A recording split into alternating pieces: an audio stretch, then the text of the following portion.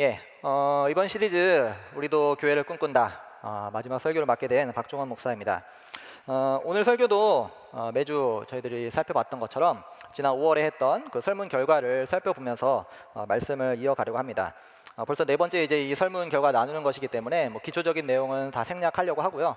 간단히 말씀드리면 160여 명의 우리 하늘 가족분들께서 정말 다양한 역할, 목자, 언약 가족, 하늘 가족, 다양한 역할에 있는 분들과 또 다양한 기간, 10년, 5년, 3년, 1년 정말 다양한 기간에 있는 분들이 이 설문에 응답을 해주셔서 매우 유의미한 그런 결과가 나온 거 아닌가, 그렇게 우리 사회자들은 보고 있습니다.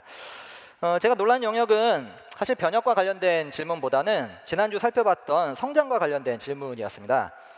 나들목이 와서 당신에게 가장 많이 성장한 영역과 가장 성장이 더딘 영역에 대한 질문이었는데요.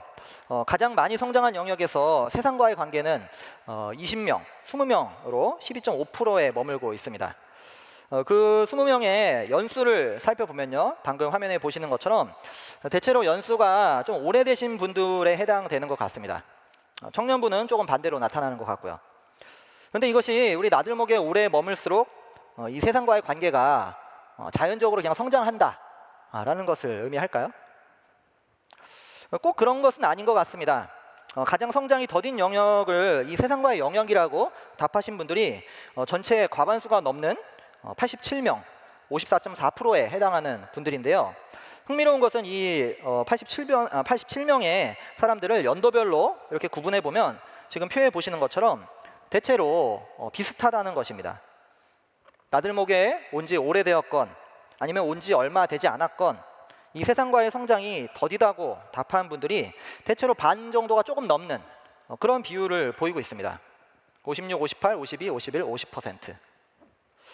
연수와 상관없이 두 분 중에 한 분은 이 세상과의 영역에서 성장이 더디다라고 답하신 것 같아요. 그럼 더 변혁과 직접적으로 관련된 질문을 살펴보면요, 안팎의 변혁이 무엇을 의미하는지 아는가에 대한 질문에서 무려 80% 정도의 분들이 그렇다라고 답변을 하셨습니다.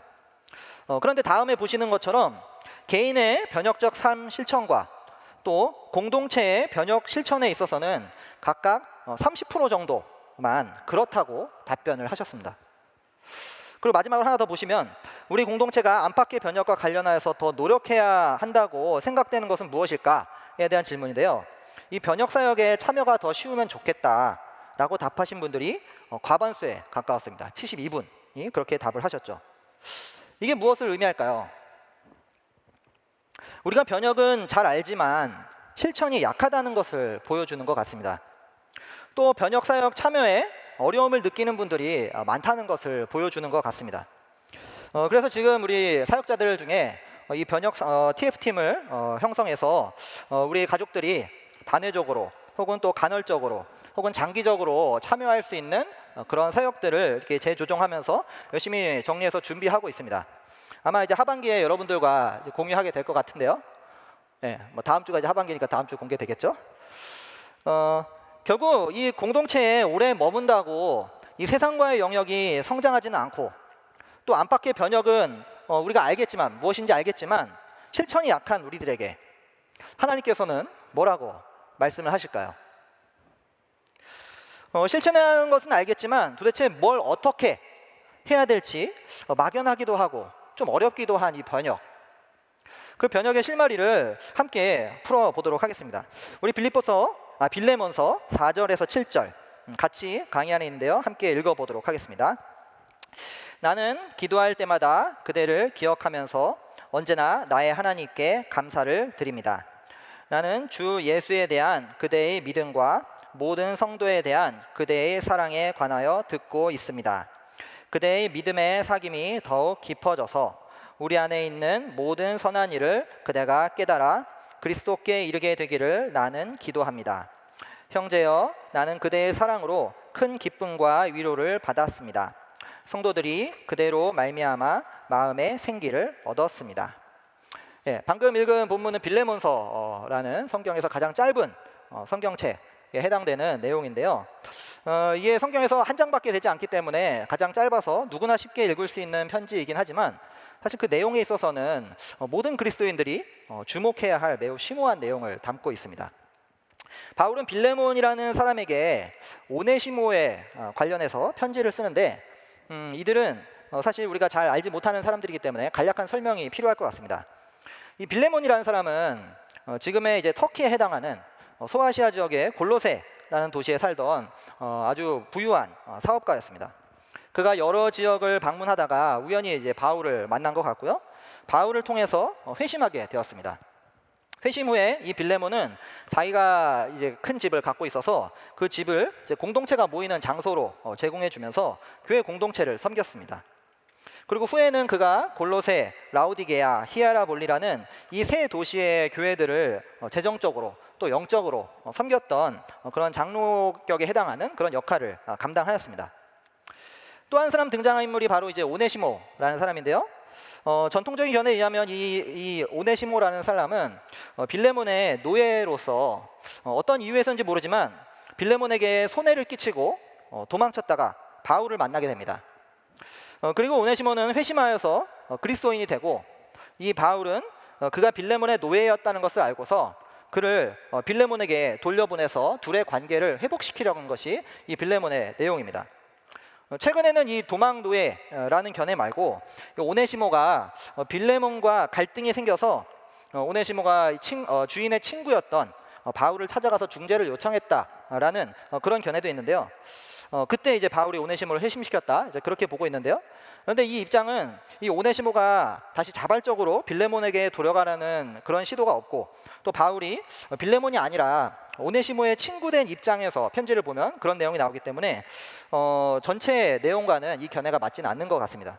그래서 저는 오늘 그 전통적으로 보아왔던 도망 노예의 입장에서 설명을 드리려고 합니다.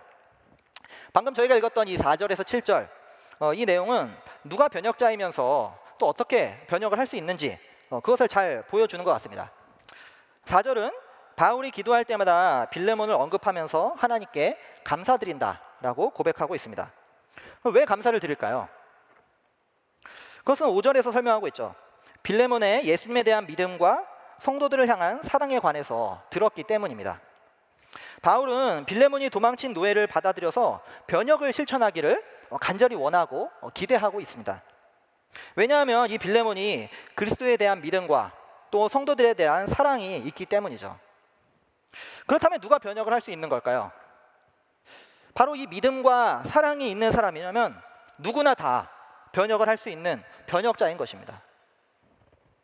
아까 설문 결과를 봤을 때 이미 약 80%의 성도분들이 나는 안팎의 변역이 무엇인지 잘 안다 라고 답변을 하셨는데요. 이 설문 응답하신 분들 중에서 이 나들목과 함께 하신 지 3년 미만인 분들이 30% 정도인 것만 감안하면은 정말 대단히 높은 비율입니다.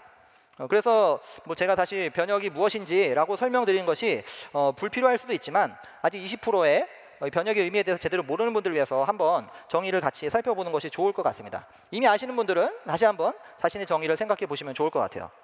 이 안팎의 변역은 그리스도로 말미암아 회심한 사람이 먼저 변화되면서 그 변화되는 역동력이 이 세상으로 흘러들어가서 변화를 만들어내는 것을 의미합니다. 이것을 변역이라고 부르는 이유는 방향성이 있기 때문인데요. 그냥 변화는 방향성이 없습니다. 왼쪽에서 오른쪽, 오른쪽에서 왼쪽 얼마든지 가능한 것을 변화라고 부를 수 있습니다. 하지만 이 변역은 반드시 안에 내적 변화가 바깥의 외적 변화로 연결되는 것입니다. 그래서 그리스도를 향한 믿음으로 회심하지 않으면 변역은 일어날 수가 없는 것이죠. 변역을 자칫 오해하면 사회운동과 우리가 혼동하기 쉽습니다. 사회 약자들을 위한 운동과 그들을 위해서 연대하는 것 정말 좋은 일이죠. 하지만 우리가 꿈꾸는 이 변역은 사회운동과 동일한 것이 아닙니다.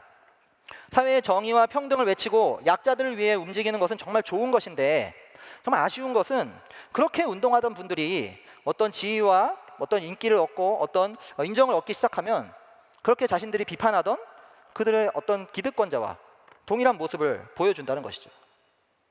왜 그럴까요? 내적인 변화가 없이 외부의 변화만을 꾀하기 때문입니다. 자신의 변화는 없이 이 사회를 바꾸려고 하기 때문이죠. 그러면 우리가 말하는 이 변역이란 것은 그리스도로 말미암아 내 안에 일어난 변화, 즉 그리스도에 대한 믿음에서 시작이 됩니다. 하지만 여기에 그냥 머물러 있는 것은 아닙니다. 이웃과 세상에 대한 사랑으로 내 안의 변화가 움직이기 시작하는 것이죠. 결국 그 사랑도 사실은 그리스도에게로부터 나오기 때문에 가장 핵심은 예수 그리스도로 말미암은 그 변화입니다. 이것을 좀 더 바울이 말하는 변혁의 원리를 통해서 살펴보도록 하겠습니다.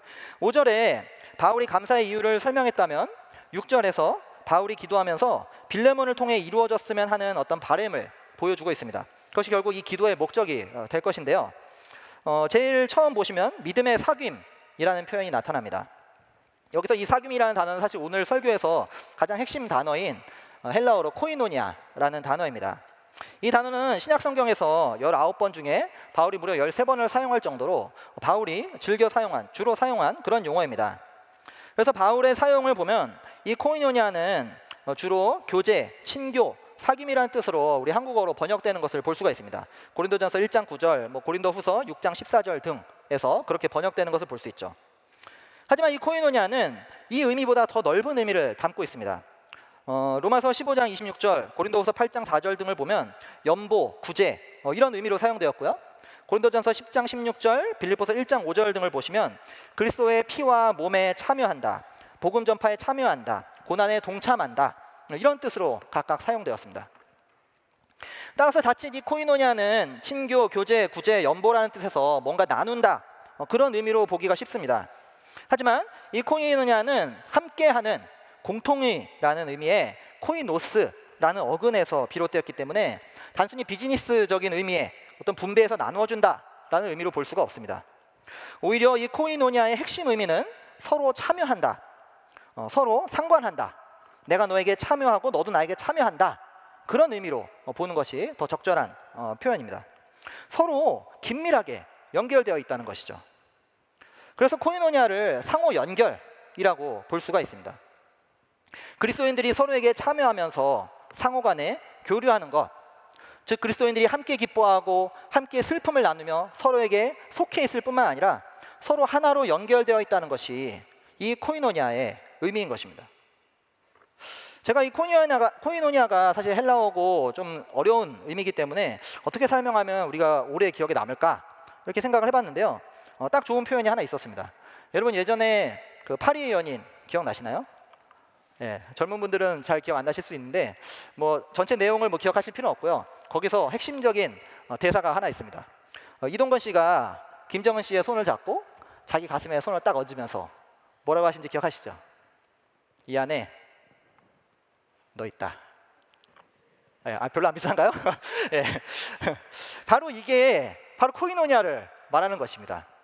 서로의 연결을 말해주는 것이죠. 성도들이 그리스도의 몸이 되어 서로가 서로에게 연결된 것, 서로가 서로 안에 있는 것, 그것이 바로 코이노니아인 것입니다. 그런데 이 코이노니아는 성도 간의 연결만을 말하는 것이 아니라 그리스도와의 연결도 의미합니다. 여러분 성경에서 그리스도가 내 안에, 내가 그리스도 안에 라는 표현을 보신 적 있으시죠? 그것이 바로 그리스도와 코이노니아 되는 것을 표현하는 것입니다. 빌레몬이 그리스도에 대한 믿음을 가진 것, 이것은 엄밀히 말하면 그가 그리스도께 연결된 것, 그리스도와 코이노니아 하는 것입니다. 우리는 그리스도를 통해서 하나님께 연결되죠. 그리스도의 사랑에서 가장 먼저 코이노니아가 시작됩니다. 그리스도가 친히 우리를 자신과 연결시킨 것 때문에 그리스도의 죽으심으로 우리가 죄사함을 받게 되는 것이죠. 우리가 그리스도와 연결되지 않는다면 그리스도의 공로가 우리에게는 아무런 상관이 없을 것입니다. 그렇기 때문에 이 변혁은 그리스도의 사랑에서 내가 그리스도와 연결되고 내가 그 사랑에서 공동체와 연결되면서 시작되는 것입니다. 개인이 먼저 그리스도께 연결되지 않으면 이 변혁은 시작될 수가 없습니다. 바울은 이 7절에서 다시 한번 빌레몬의 사랑을 언급하고 있는데요. 바울은 그의 사랑을 보고 큰 기쁨과 위로를 얻는다고 언급합니다. 왜냐하면 이미 이 빌레몬의 공동체가 빌레몬 덕분에 마음의 생기를 얻고 있기 때문인 것이죠. 빌레몬은 사랑으로 공동체의 필요를 채우는 사람이었던 것 같습니다. 예배와 친교의 공간으로 자신의 집을 이미 제공하였고요. 또 성도들을 사랑하여서 그들의 각각의 필요를 채워준 것 같습니다. 빌레몬에게는 이 성도들의 필요를 보고 채우는 이 사랑이 있었기 때문에 바울은 그가 능히 오네시모와 코이노니아를 이룰 수 있을 것으로 기대하고 있는 것입니다. 바로 이 사랑이 코이노니아를 시작하게 하는 원동력이 되는 것이죠.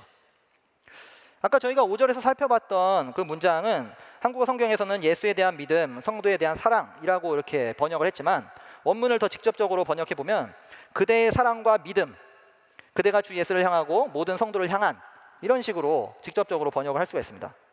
바울은 사랑이라는 단어를 5절의 가장 앞에 두면서 먼저 언급하고 있습니다. 그만큼 지금 이 문맥에서는 바울은 빌레몬에게 사랑이 있음을 주목해서 보고 있는 것이죠. 변역의 원리가 코이노냐, 즉 상호 연결이지만 이 사랑이 없이는 연결이 불가능하고, 연결이 된다고 해도 금세 끊어지거나 잘못된 연결이 되기 쉬운 것이죠. 이런 점에서 이 사랑도 이 세상의 사회운동과 우리의 변혁을 구분하는 중대한 차이점이기도 합니다. 물론 사회운동도 약자에 대한 국률과 사랑에서 시작할 수 있습니다. 그러나 내가 만들어낸 사랑은 지속력에 있어서 늘 한계를 갖기 마련이죠. 따라서 내가 먼저 그리스도께 연결되어서 그리스도의 사랑을 힘입지 않는다면 변혁을 한다는 것은 단순한 고역이 됩니다. 사랑이라는 이 윤활유가 흐르지 않는다면 변혁은 나의 본성과 생활 패턴에 역행하는 매우 힘든 일이기 때문이죠.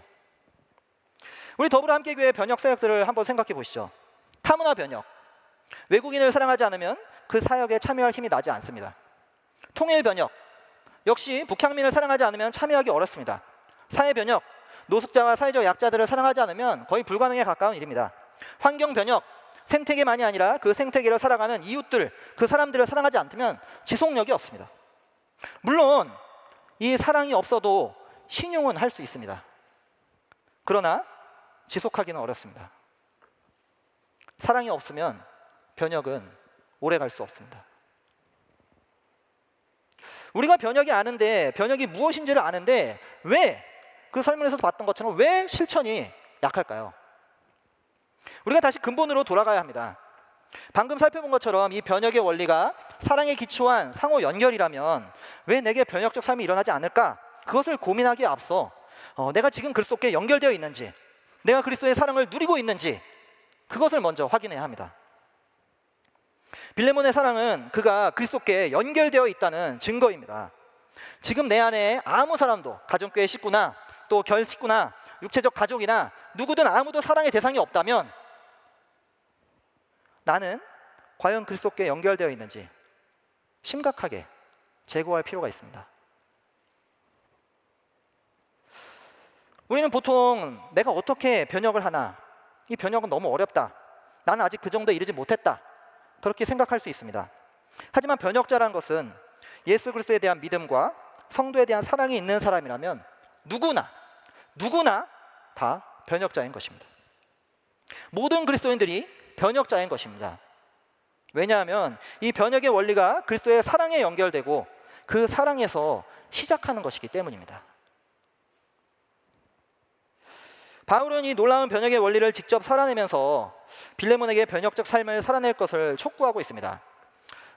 본문 강의 안에 있는 8절에서 20절, 약간 긴 본문이지만 우리 같이 함께 읽어보도록 하겠습니다. 그러므로 그리스도 안에서 나는 그대가 마땅히 해야 할 일을 아주 담대하게 명령할 수도 있지만 우리 사이의 사랑 때문에 오히려 그대에게 간청을 하려고 합니다. 나 바울은 이렇게 나이를 많이 먹은 사람이요, 이제는 그리스도를 전하는 일로 또한 갇힌 몸입니다. 내가 갇혀있는 동안에 얻은 아들 오네시모를 두고 그대에게 간청합니다. 그가 전에는 그대에게 쓸모없는 사람이었으나 이제는 그대와 나에게 쓸모있는 사람이 되었습니다. 나는 그를 그대에게 돌려보냅니다. 그는 바로 내 마음입니다. 나는 그를 내 곁에 두고 내가 복음을 위하여 갇혀있는 동안에 그대를 대신해서 나에게 시중들게 하고 싶었으나 그대의 승낙이 없이는 아무것도 하고 싶지 않았습니다. 나는 그대가 선한 일을 마지못해서 하지 않고 자진해서 하기를 원하기 때문입니다. 그가 잠시 동안 그대를 떠난 것은 아마 그대로 하여금 영원히 그를 데리고 있게 하려는 것이었는지도 모릅니다. 이제부터는 그는 종으로서가 아니라 종 이상으로 곧 사랑받는 형제로 그대의 곁에 있을 것입니다. 특히 그가 나에게 그러하다면 그대에게는 육신으로나 주님 안에서나 더욱 그러하지 않겠습니까?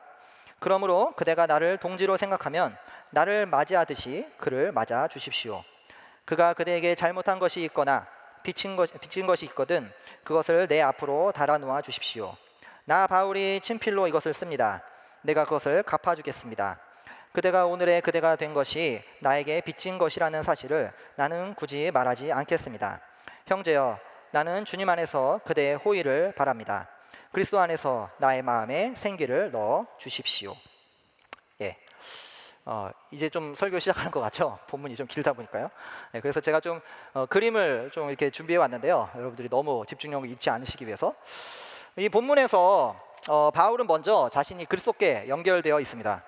그리고 서두에서 말씀드렸던 것처럼 바울은 오네시모가 찾아왔을 때 그를 먼저 그리스도께 연결시킵니다. 10절에서 보시면 내가 갇혀있는 동안에 얻은 아들 오네시모라고 언급하고 있습니다. 바울은 이 오네시모를 아들이라고 여기서 표현하고 있죠. 신약에서 바울의 아들로 지칭된 사람은 오네시모 외에 디모데가 유일한 사람입니다. 즉 오네시모가 바울을 통해 그리스도께 연결되어 있음을 여기서 말하고 있는 것이죠. 거기에 덧붙여서 바울은 오네시모를 자신과 연결시킵니다. 내 안에 오네시모 있다. 네, 이런 표현인 것이죠. 바울은 오네시모를 아들이라고 부르는 것만이 아니라 내 마음이라고 12절에서 말하고 있습니다. 이 마음이라는 단어는 개역개정에서는 신복이라고 이렇게 번역했는데요. 한자로 신복은 배와 가슴을 지칭합니다. 헬라어로도 이 단어는 몸의 일부분, 특히 심장이나 장기와 같은 중요한 부분을 의미합니다. 빌레몬이 바울의 장기처럼 오네시모가 바울의 장기처럼 매우 중요하다는 것을 여기서 말하고 있는 것이죠. 또 바울은 빌레몬에게 오네시모를 영접할 때 자신을 영접하듯 하라고 17절에서 부탁하고 있습니다.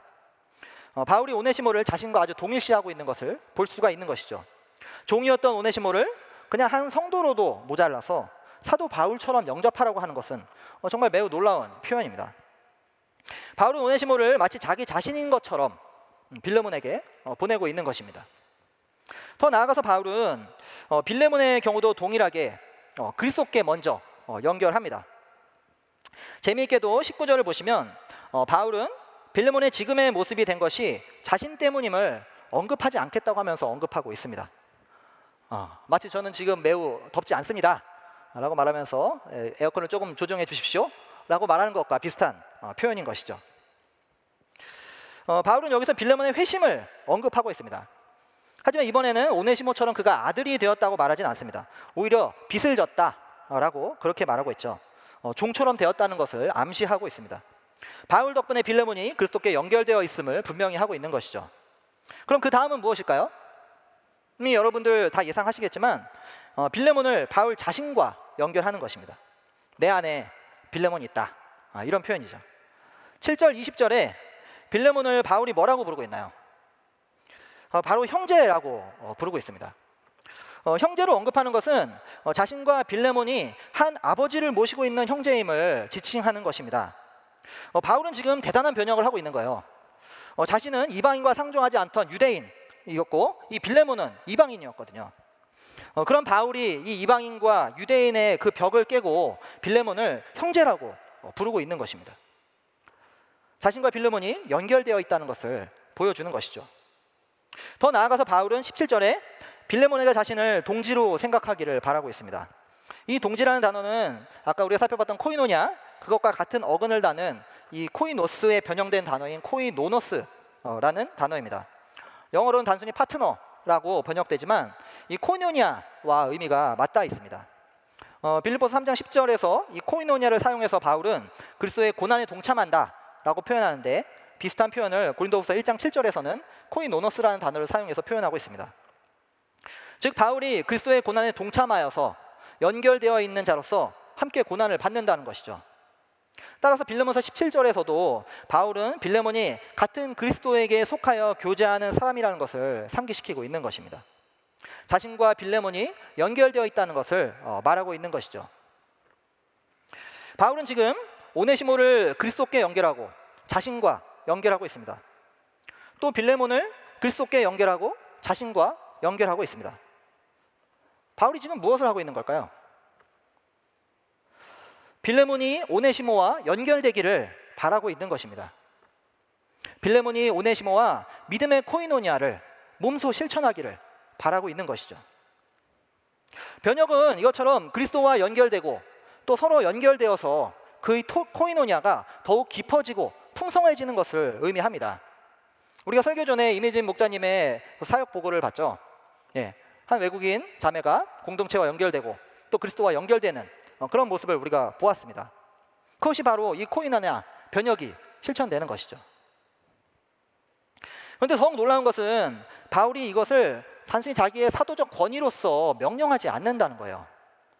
오히려 바울은 빌레몬에게 사랑으로 부탁을 하고 있습니다. 8절 9절을 보십시오.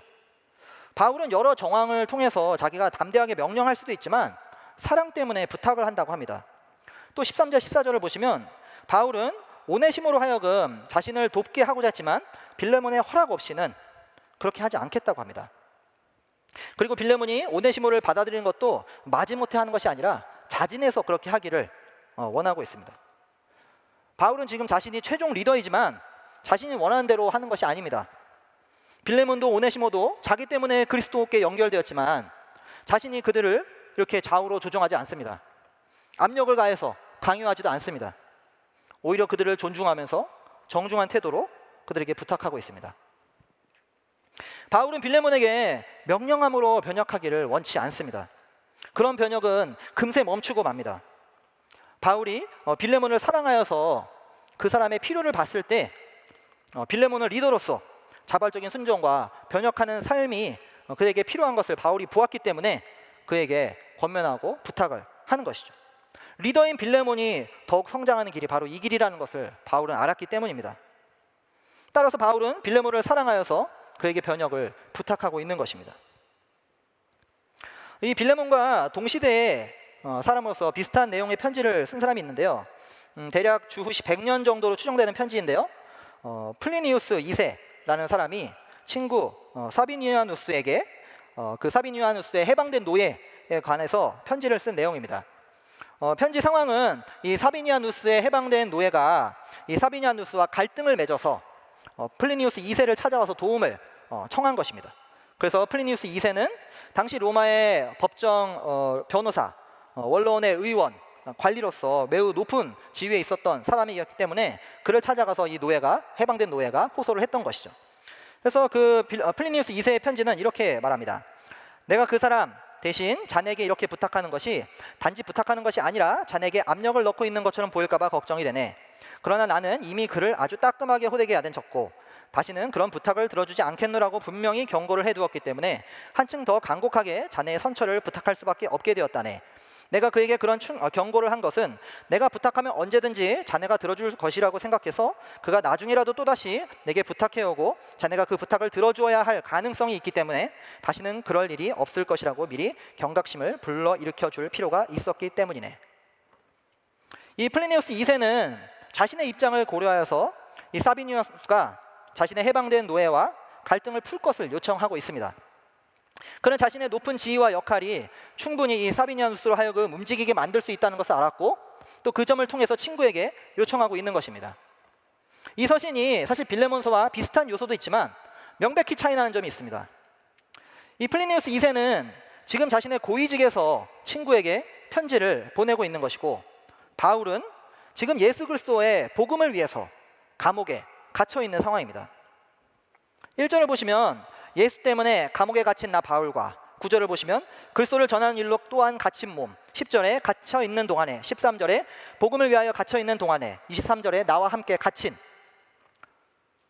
바울이 보통 편지를 쓸 때는 자신이 감옥에 갇혀 있다는 표현을 하지 않습니다.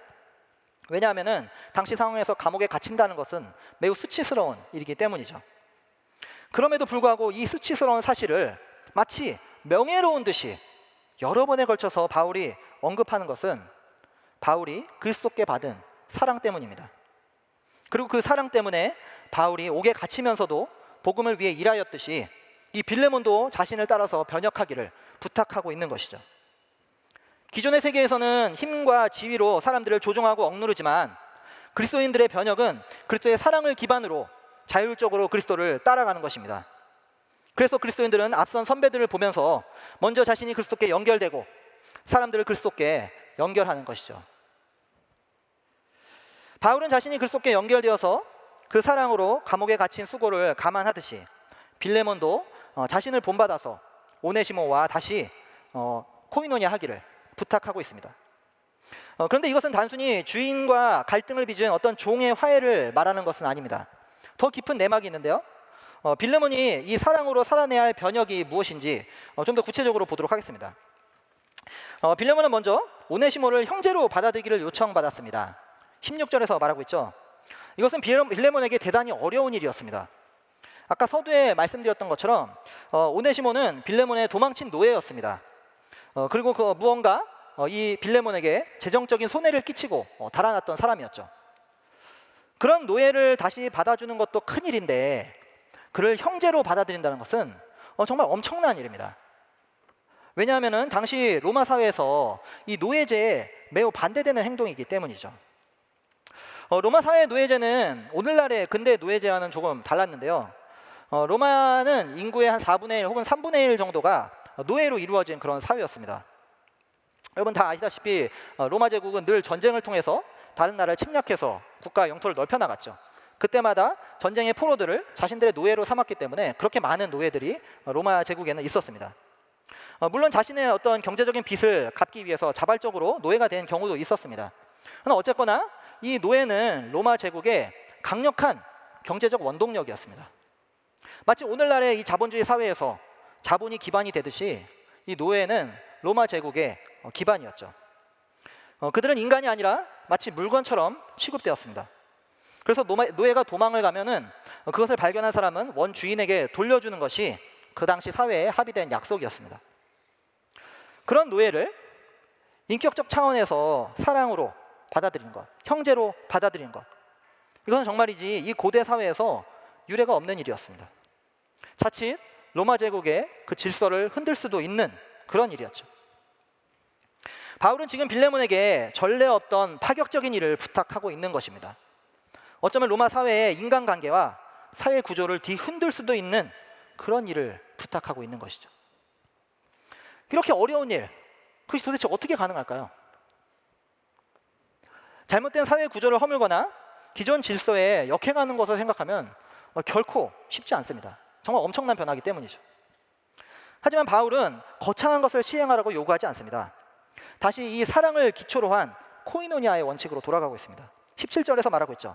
바울은 빌레몬에게 오네시모를 자신처럼 맞아주라고 그렇게 말하고 있습니다. 자신과 오네시모가 연결되어 있기에 오네시모를 맞이할 때 자신처럼 맞아주라고 하고 있는 것입니다.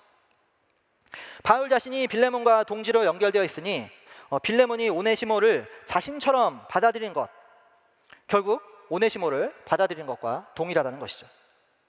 이때 18절 19절에서 오네시모의 빚진 것을 자신에게 달아놓으라고 그렇게 부탁하고 있습니다. 오네시모가 경제적으로 빌레몬에게 손해를 끼쳤을지도 모르죠. 그 손해를 바울은 자신에게 달아놓으라고 말하고 있습니다. 이것이 무엇인가요? 빌레몬이 사랑을 실천하기를 원하고 있는 것입니다. 사랑은 상대의 필요를 보기 때문입니다. 아까 빌레몬에게는 리더로서의 성숙함이 필요함을 보고 바울이 권면했듯이 오네시모에게는 빌레몬에게 빚진 것이 있기 때문에 바울은 그 필요를 자신이 채우겠다고 나서고 있는 것입니다. 그런데 이 빚진 것이라는 것은 단순히 경제적인 빚 이상을 의미하고 있습니다. 왜냐하면 당시 도망친 노예는 사형에 처할 수도 있는데 이 사형이라는 것은 십자가형을 의미하기 때문입니다. 그래서 바울은 오네시모를 대신해서 자신이 십자가형까지도 받을 수 있음을 암시하고 있는 것이죠. 그리고 이 사랑으로 빌레몬에게는 자기가 어디서 시작되었는지를 또 상기시키고 있습니다. 왜냐하면 19절에 바울은 빌레몬의 빚진 것도 언급하고 있기 때문입니다. 빌레몬이 빚진 것이 무엇인가요? 그도 역시 그리스도의 십자가의 사랑을 빚졌다는 것이죠. 그리스도가 빌레몬을 대신하여 십자가를 지셨고 또 오네시모를 대신하여 십자가를 지셨습니다. 바울은 이 그리스도의 사랑을 계속해서 거듭해서 상기시키고 있는 것입니다. 이제 그리스도의 사랑을 힘입어서 바울은 그리스도를 따라 감옥에 갇히면서까지도 오네시모를 대신해서 십자가를 지겠다고 말하고 있습니다. 빌레몬은 어떻게 반응해야 할까요? 자신과 오네시모가 연결되어 있다는 것을 깨닫고 그리스도의 사랑을 기억하여 변혁을 살아내야 되지 않을까요? 사랑으로 이 오네시모의 필요를 채워야 하지 않을까요? 여기까지만 보면은 이 빌레몬서의 내용은 개인적인 어떤 변혁처럼 보입니다. 그런데 이 빌레몬서가 더욱 강력한 것은 이 편지가 단지 빌레몬 한 사람에게만 읽혀진 것이 아니라는 것이죠. 바울의 편지는 대체로 수신자 한 사람이 아니라 교회 전체 공동체에게 보내졌습니다. 에베소서는 에베소서의 교인 그 공동체에게, 빌립보서는 빌립보에 있는 교인 공동체에게, 고린도 전후서는 역시 고린도에 있는 그 공동체에게 보내진 편지들이죠. 따라서 이 빌레몬서도 빌레몬만이 아니라 빌레몬이 속해 있는 교회 전체 성도들에게 회람되어서 읽혀졌을 것입니다. 그것을 알 수 있는 구절이 바로 2절, 3절, 25절 같은 제가 강의 안에 넣어드린 그런 구절들입니다. 2절은 이름을 나열하기에 자칫 바울이 몇 사람에게만 인사하는 정도로 보기 쉽지만 자세히 보면 빌레몬의 집에서 모이는 교회, 즉 공동체에게도 안부를 전하고 있습니다. 그리고 3절, 25절은 분명 이 교회를 여러분이라는 복수 수신자로 표현하고 있죠. 바울은 빌레몬이 속한 공동체 모두에게 이 편지를 보내고 있습니다. 그들이 이 편지를 읽고 편지의 내용대로 그들 또한 빌레몬처럼 서로 연결되고 사랑하기를 바울이 기대하고 있는 것이죠. 특히 빌레몬이 오네시모를 영접하는 것은 어쩌면 주인이 종을 용서하고 받아들이는 수준에 머물 수도 있습니다. 하지만 아까도 말씀드렸듯이 이 행동은 당시 로마 문화에 역행하는 그런 행동입니다. 특히 초기 기독교를 이 사회학적인 관점에서 분석한 로드니 스타크라는 이 사회학자는 초기 기독교가 노예들보다는 중산층 혹은 중상위층처럼 기득권들의 운동이었다고 주장합니다. 그렇다면 이 기득권들이 노예 같은 사람을 형제로, 자매로 그렇게 대우하는 것, 그런 공동체를 형성한다는 것, 이것은 정말 대단한 일입니다. 빌레몬의 한 사람의 행동은 별거 아닌 것처럼 보일 수도 있지만 이것을 빌레몬이 속한 공동체 모두가 함께 시행한다면 이것은 전혀 다른 새로운 문화를 만들어내는 것이죠. 그러므로 공동체의 변혁은 이 사랑을 따라서 확장되는 코이노니아인 것입니다. 새로운 문화를 만들어내는 것입니다. 깨어진 세상에 대한 문화를 만들어내는 것이죠. 노예제 속에 종과 주인이 하나 되는 문화, 현대판 노예제인 지위와 빈부의 차이 속에서 하나 되어서 서로의 필요를 채우는 문화, 힘과 권위로 누르는 잘못된 권력 구조에 역행하는 문화, 인종과 국적과 성에 따라 보이지 않는 2등 시민 구조를 타파하는 문화, 자기 욕심을 따라 환경을 착취하고 낭비를 거스리는 그런 문화. 우리가 살아내야 할 이 영역은 정말 이 세상이 깨진 것만큼 무궁무진합니다. 그럼 우리 공동체의 변혁을 한번 돌아보기 원합니다. 우리 더불어함께교회는 나들목 시절부터 안팎의 변혁에 대해서 끊임없이 배우고 또 실천하고 살아왔습니다. 안의 변혁으로는 찾는 이가 찾은 이가 되고 또 영적 아이에서 목자에 이르는 영적 성장을 이루어 왔습니다. 그 결과가 아마 50여 개의 우리 가정교회가 될 것 같습니다. 아마 이번 시리즈 첫 주에 진실한 공동체 설교를 들으셔서 다 아실 텐데요. 우리가 이 세상에서 공동체를 살아가는 것은 매우 이상한 일입니다. 특히 이런 코로나가 퍼져 있는 지금과 같은 시대는 더더욱 이상한 일이죠. 느슨한 관계성을 맺어가는 이 세상 사람들과 달리 진실한 관계를 맺어가는 것, 매우 변혁적인 것입니다. 또한 지난주 설교처럼 서로의 성장에 관심을 갖고 애쓰는 것, 역시 그리스도께 연결된 변혁에서 가능한 일입니다. 또 찾는 일을 찾아 섬기는 것도 마찬가지로 그리스도께 연결된 변혁에서 가능한 것이죠. 그리고 우리가 밖의 변혁으로도 많은 영역의 기초를 이루어 왔습니다. 타문화 변혁, 사회 변혁, 통일 변혁, 문화 변혁, 환경 변혁, 큰 틀 안에서 미약한 부분도 있지만 각각의 영역들을 이루는 사역들을 시도해 왔습니다. 이것은 정말 대단한 유산인 것이죠. 우리 한번 이 20여 년 동안 열심히 수고해온 이 변혁에 수고해온 공동체 안에 여러 형제 자매들께 한번 박수를 보내면 어떨까요? 네, 정말 수고하셨습니다. 그런데 여기서 머물면 안 됩니다. 변혁은 아까 말씀드린 것처럼 개인이 먼저 그리스도께 연결되고 그리스도인들이 서로 연결되어 공동체를 이루고 나아가서 세상을 그리스도께 연결하는 것입니다. 오는 세대에 완성될 그 코이노니아가 지금 이 땅에서 이루어지는 것이 변혁인 것이죠. 그렇기 때문에 여러분이 속한 공동체에서 더욱 변혁적으로 살아가십시오. 서로를 더욱 사랑하십시오. 서로 사랑을 따라 연결을 확장하는 것이 우리가 더 변혁적 삶을 살아갈 수 있는 원리입니다. 나는 아직 성장하지 않아서 변혁에 참여하기 두렵다, 어렵다, 그렇게 말씀하시는 분들 계시는데요. 변혁은 성장하지 않아도 참여할 수 있습니다.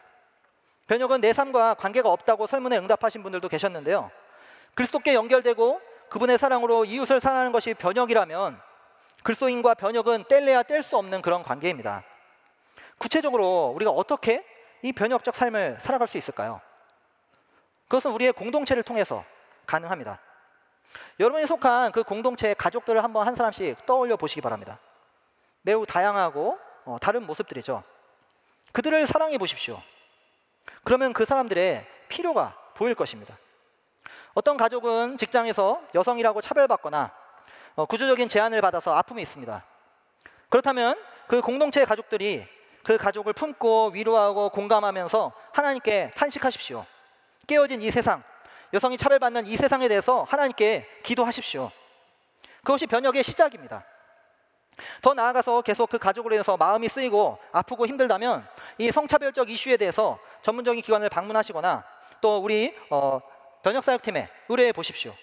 분명 여러분들이 할 수 있는 일들이 있을 것입니다. 이 여성차별이라는 거대한 사회 구조적 이슈로 보면 우리가 무엇을 해야 될지 감이 잡히지 않습니다. 하지만 개개인의 사람으로 보면 우리가 할 수 있는 것이 감이 잡히기 시작합니다. 또 가정교회에 외국인이 있고 혹시 외국인으로 인해서 어려움을 당하는 가족이 있다면 역시 그 가족을 품고 함께 기도해 보십시오. 기도 중에 계속 외국인에 대한 마음이 쓰인다면 역시 전문기관에 의뢰해 보시거나 우리 교회 타문화 변혁팀에 의뢰해 보십시오. 그리고 도울 방법을 함께 찾아보십시오. 외국인 차별이라는 이 구조적 이슈로 보면 역시 답이 없습니다. 그런데 옆에 한 가족의 이슈로 보면 역시 접근법이 생기기 시작합니다. 제가 속한 가정교회에서도 우리 가정교회 한 자매가 우리 나들목 도서관에서 일을 하고 있는데요.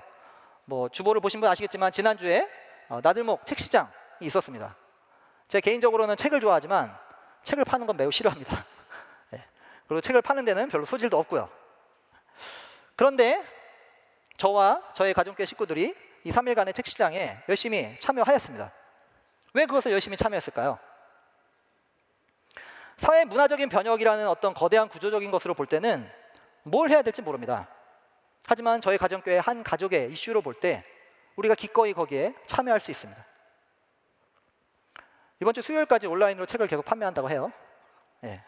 많이 참여해 주시기 바랍니다. 다른 이슈들도 사실 마찬가지입니다.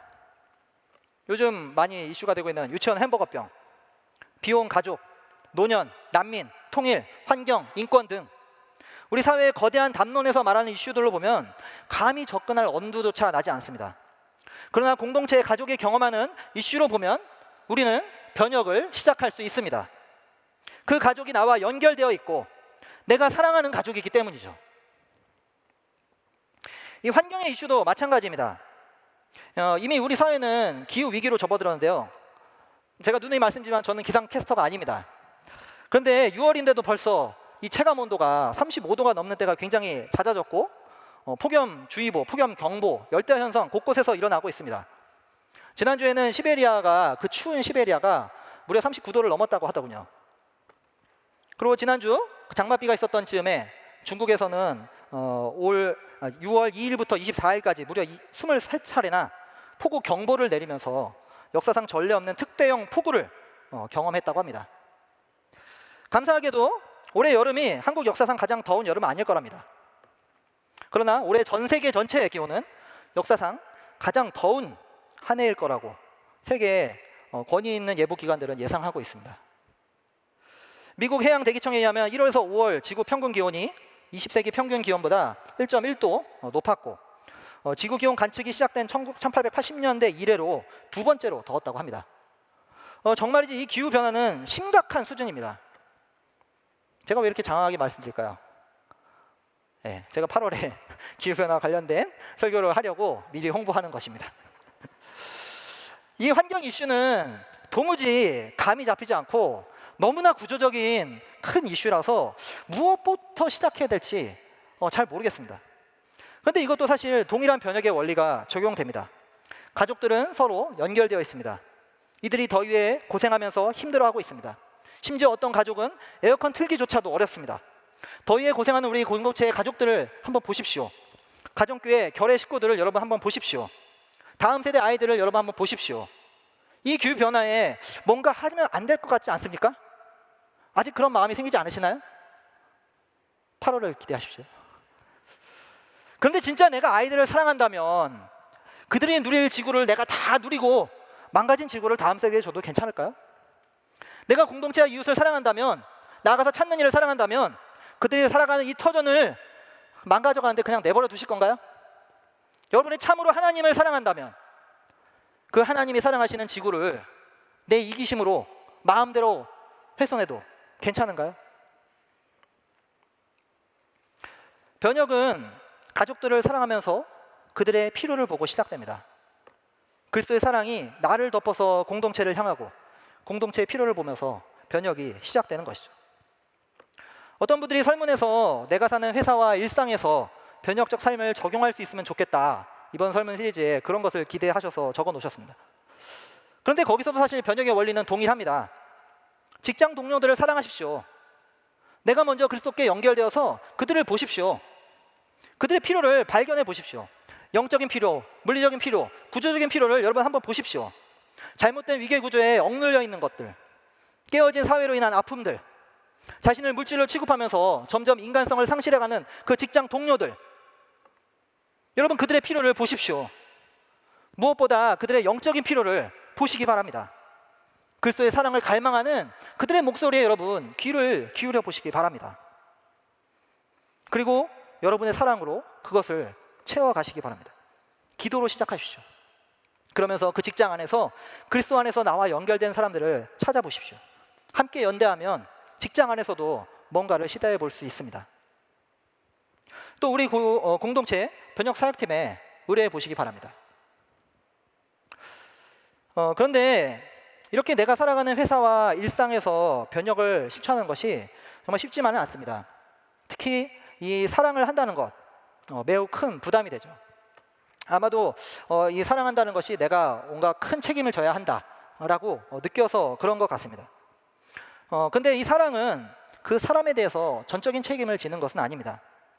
이 부분은 우리 공동체 사역자들도 같이 고민했던 부분인데요. 우리 사역자들도 사실 우리 목양을 하면서 한 사람 한 사람에 대해서 전적인 책임을 다 질 수가 없거든요. 하지만 우리 사역자들이 우리 가족들 중에서 한 사람의 이름을 떠올리자 그 사람과 관련된 이슈가 생각이 났습니다. 그러자 우리 사역자들이 무엇을 해야 될지 선명하게 보이기 시작했습니다. 이슈를 먼저 볼 때는 접근할 엄두가 나지 않지만 그 사람의 이름을 떠올렸을 때는 무엇을 해야 할지 떠오르기 시작했습니다. 이 변혁은 사랑을 따라서 확장되는 것입니다. 그러니 먼저는 공동체 안에서 가족들의 필요를 보면서 변혁을 시도해 보시기 바랍니다. 혹 내 주변에 어려움을 겪는 가족이 없거나 그런 사람이 감사하게도 없다면 여러분들 그 가족교회 안에서 목자님의 혹은 언약가족의 가족들의 관심사를 여러분 귀 기울여 보시기 바랍니다. 우리의 가족들이 무슨 관심을 갖고 있는지 여러분들 함께 그 관심을 가져보시기 바랍니다. 그것이 바로 변혁적인 것입니다. 6월 설교 시리즈를 준비하면서 사실 각 사역자들마다 각 가치에 대해서 자신의 꿈을 나눠보기로 했었습니다. 저는 선교를 꿈꾸면서 신학을 공부하기 시작했습니다. 근데 선교란 영역을 공부하면 공부할수록 영혼 구원이나 어떤 해외 선교에 국한되지 않는다는 것을 알게 되었습니다. 그리고 그렇게 배운 이 선교가 이 나들목에 왔을 때 변혁과 매우 흡사하다는 것을 알게 되었죠. 그래서 저는 우리 더불함께 교회가 더욱 선교적인 교회가 되기를 꿈꾸고 있습니다. 그러나 그것이 어떤 활동이나 사역이 많아지는 것을 의미하지는 않습니다. 하나님 나라의 변혁력이 더 깊어지고 심화되어서 우리의 공동체에서 하나님 나라가 더욱 선명하게 드러나면서 이 세상으로 뻗어나가기를 바라는 것이죠. 사실 여러분도 그것을 소망하고 계시지 않을까요? 우리 더불함께 교회가 그렇게 되기를 기대하고 계시지 않은가요? 우리 함께 이런 공동체가 되도록 깊이 애써보았으면 좋겠습니다. 제가 오늘 이렇게 설명드렸던 이 변혁, 우리 지난 이 6월 시리즈를 한번 곱씹어 보면 변혁이란 것이 모든 것에 다 연결되어 있다는 것을 아마 눈치채셨을 것입니다. 놀랍게도 이 변혁이란 것이 각각 하나하나에 긴밀하게 연결되어 있습니다. 내가 그리스도께 연결되고 다른 그리스도인과 연결되어서 진실한 공동체를 형성합니다. 공동체 안에서 사랑으로 서로에게 관심을 갖고 함께 걸림돌에 애쓰면서 서로의 영적 필요를 채우며 성장해 갑니다. 그 역동으로 세상으로 뻗어나가서 찾는 일을 찾아 그리스도께 연결시키고 나아가 세상에 역행하는 문화를 만들어내게 되죠. 이 모든 것이 다 연결되어 있습니다. 그리스도 한 분으로 연결되어 있습니다. 그래서 이 변혁도 그리스도로 말미암아서 시작되는 것이죠. 나 한 사람이 그리스도께 연결되어서 시작되는 것입니다. 여러분, 변혁을 너무 어려워하시지 말기 바랍니다.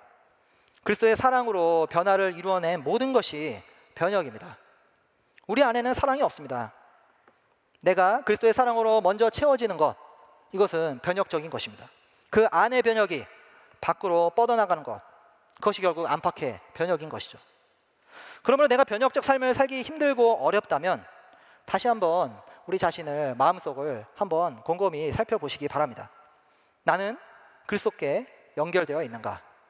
내가 사랑하는 사람이 있는가? 이 물음을 가지고 우리 공동체가 계속해서 변혁을 꿈꾸기를 소망합니다. 우리 잠시 1분간 침묵하며 오늘 말씀을 통해서 하나님께서 우리에게 주신 것을 곱씹어 보겠습니다.